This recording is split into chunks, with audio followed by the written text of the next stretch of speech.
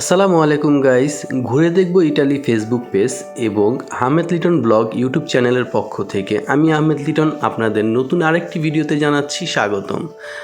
আজকে আমি সারাদিন আপনাদের নিয়ে ঘুরব ইটালির সাউথের একটি ছোট্ট এবং সুন্দর শহর সালের্নোতে।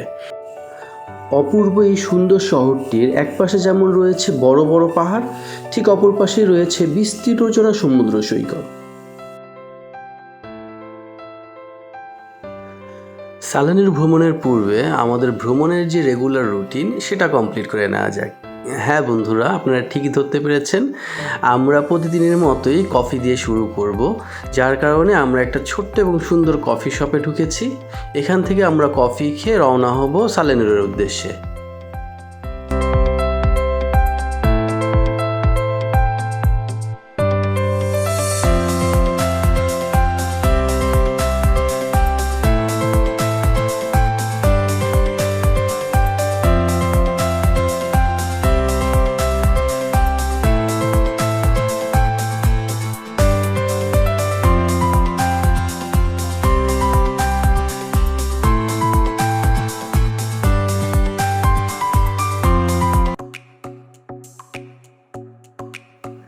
সালের্নো প্রাক রোমান যুগে প্রতিষ্ঠিত হয়েছিল। খ্রিস্টপূর্ব 197 সালে এটি রোমান সাম্রাজ্যের অংশ হিসেবে ধরে নেওয়া হয়।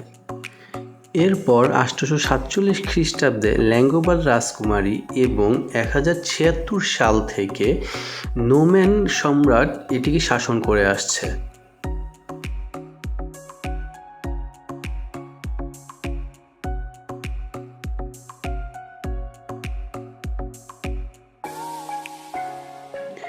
প্রতিবারের মতো এবারও আমার সাথে আছে সম্মানিত আরব আলী ভাই এবং আমার সহকর্মী সোরেইন, চঞ্চল চৌধুরী এবং আমি আহমেদ লিটন। ও হ্যাঁ, বলতে ভুলে গেছি, ক্যামেরাম্যান কিন্তু আমাদের আলিম ভাই।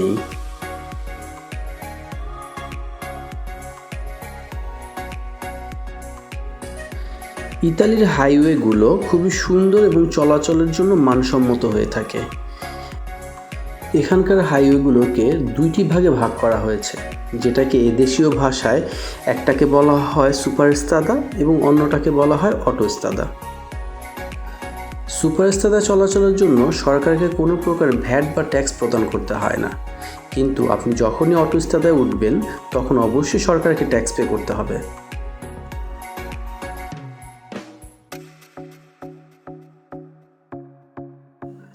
কিছুক্ষণ আগে যেমনটা বলছিলাম, আমরা এখন সুপারস্ট্রাদা থেকে অটোস্ট্রাদায় সুইচ করব, যার কারণে এই কাউন্টার থেকে আমাদের একটা টোকেন সংগ্রহ করতে হবে।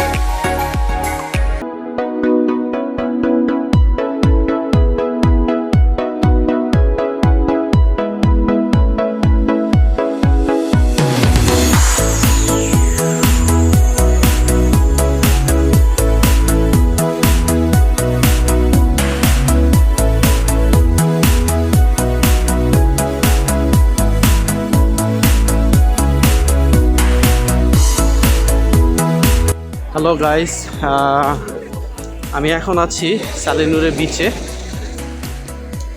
এখানে অসংখ্য মানুষ টাইম স্পেন্ড করতে আসে। ভিডিওতে অলরেডি আপনারা দেখছেন, সবাই গোসল করতেছে, কেউ গোসল করতেছে, কেউ রোদ্রে শুয়ে আছে, কেউ খেলা করতেছে। এই যে তো আমরা এখন এখানে একটা আমব্রেলা নিব এবং বসার জন্য সিট নিব, এরপর আমরা গোসল করবো ইনশাআল্লাহ।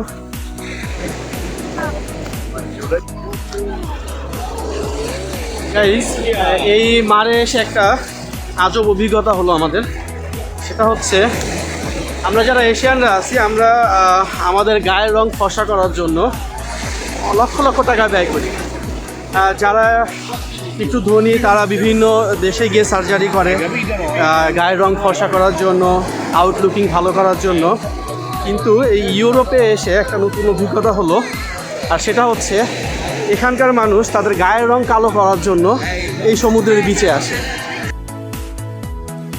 অনেক খোঁজাখুঁজির পরে একটি আমব্রেলা আর 2টি সিটের ব্যবস্থা হলো। আলী ভাই পেমেন্ট করছে, আর আমি এই সুযোগে কাউন্টারের ওই ব্যাটাকে একটু বাংলা শিখিয়ে নিচ্ছিলাম। কেমন আছো? ভালো ভালো। হ্যালো গাইস, অবশেষে আমরা আমাদের আমব্রেলা এবং শোয়ার জন্য একটা সিট, একটা না দুইটা সিটের ম্যানেজ করতে পারছি। আসলে এখন সিজন, তো সিজনের সময় এই সিট ম্যানেজ করাটা অনেক ক্রিটিক্যাল একটা ব্যাপার হয়ে যায়। যাক, তারপরেও আলহামদুলিল্লাহ আমরা পেয়ে গেছি।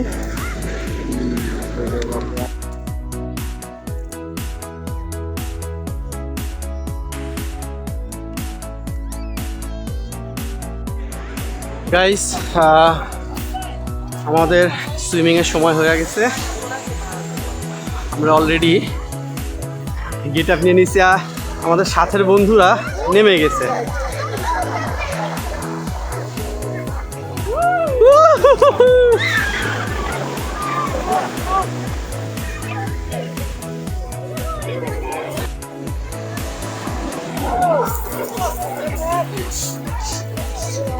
গাইস, এখন গোসলের সময়। আল্লাহ হাফেজ।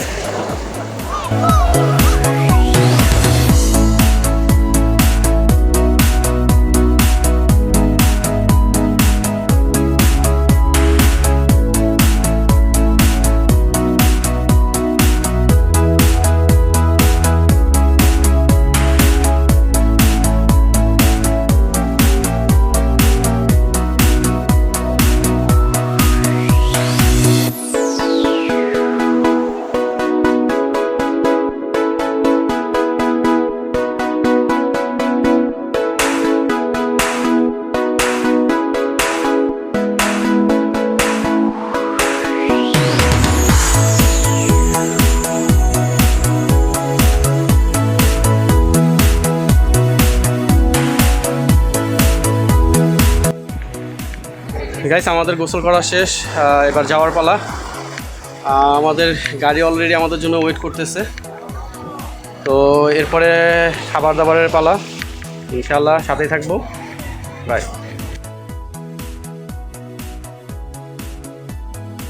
ইউরোপে হালাল খাবারের রেস্টুরেন্ট খুঁজে পাওয়াটা অনেকটাই কষ্টসাধ্য ব্যাপার।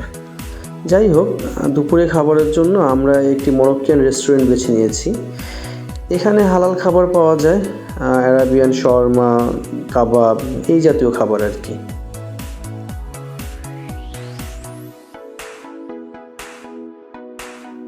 আমাদের ব্যাড লাক, আমরা যেই সময় এসেছি এই সময় ভালো কিছু পাচ্ছি না।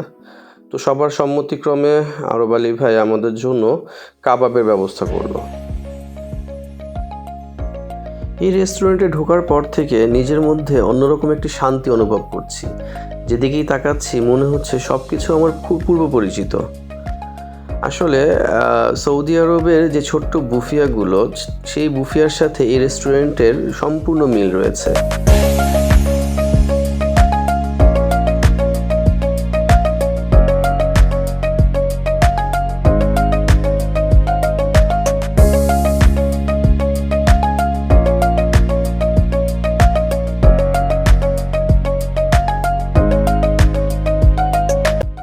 দেখতে দেখতে খাবার চলে এসেছে, কিন্তু কথা হচ্ছে খাবারের পরে কি করব।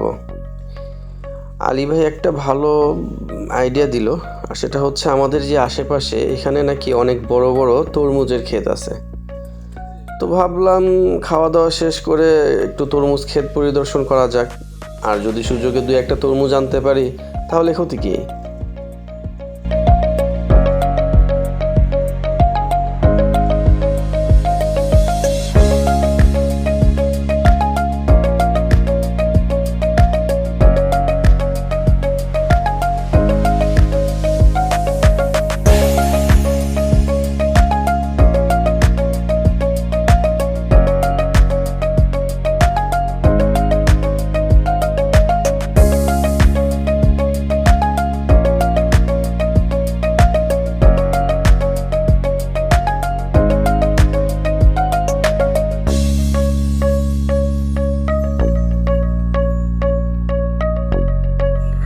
আলী ভাই তার পরিচিত এক বন্ধুর তরমুজ খেতে আমাদের আজকে নিয়ে আসছে, কিন্তু দুর্ভাগ্য তার বন্ধু এখানে উপস্থিত নাই। ফোনে ওনার সাথে যোগাযোগ করা হয়েছিল, তো তরমুজ দেখে আর লোভ সামলাতে পারছিলাম না। আলিম ভাই লাফ দিয়ে গাড়ি থেকে নেমে গেছে তরমুজ তোলার জন্য।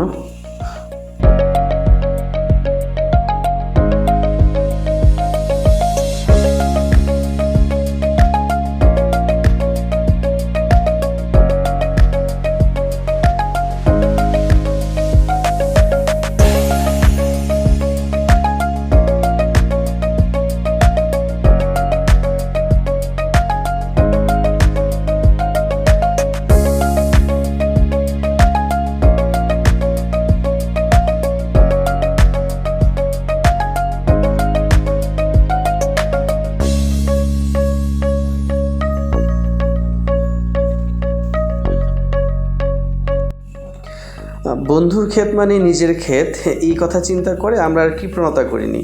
যার যে কটা ইচ্ছা ছিল তরমুজ তুলে নিয়েছি। গাড়ির ব্যাগডালা থেকে শুরু করে সামনে বসার জায়গা পর্যন্ত কোথাও কোনো জায়গা খালি রাখিনি, সব তরমুজ দিয়ে পরিপূর্ণ।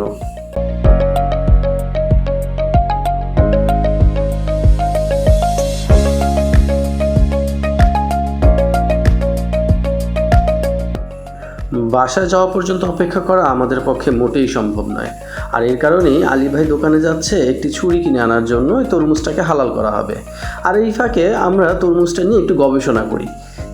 বারবার এটার মধ্যে কি লাল হবে না সাদা হবে না কালো হবে? আমি শুনছি যে ইটালির তরমুজ ভিতরে কি সাদা হয়, কালাও হয়। আপনি শিওর? সিকুরা আমি তো শিওর বলতে পারতেছি না, তবে হতে পারে কালার না। তবে আমার মনে হয় আমি যেটা ফিল করতেছি এটার ভিতরে হলুদ হবে।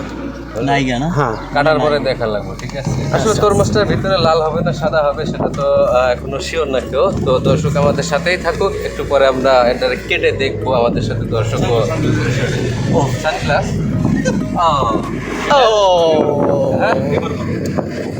দর্শক বন্ধুরা, আসলে ইটালির তরমুজের ভিতরে যে সাদা না লাল এটা আমরা কেউ জানি না এখনো। এটা কাটার পর দেখতে পারবো যে এটা সাদা না লাল। আপনারা আমাদের সাথেই থাকুন, একটু পরে এটা জবাই দিব, আপনারা থাকবেন আমাদের সাথে, খাবেন। ধন্যবাদ সবাই।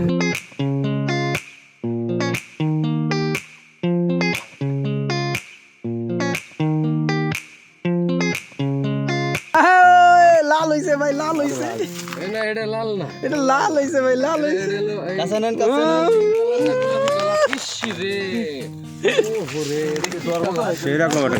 ভাই এটা কি কালার হইছে ভাই? এটা কি কালার হইছে ভাই? কি কালার হইছে ভাই? লা লা লা লা লা লা লা। সেরকম মিষ্টি পেলেন? বাল্লা বাল্লা।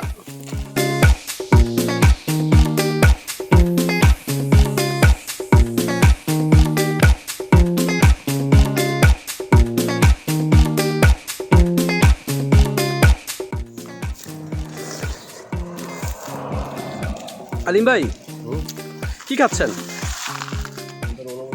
এটা খাচ্ছি তরমুজ, তবে আমার কাছে মনে হচ্ছে এটা অন্য কিছু। আমাদের দেশে যে মিষ্টি চমচম বলে না, সেরকম।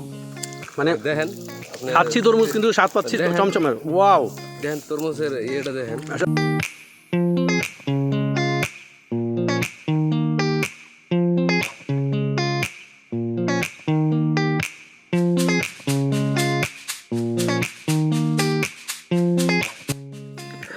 বন্ধুরা, দেখতে দেখতে আমরা ভিডিওর প্রায় শেষ প্রান্তে চলে এসেছি।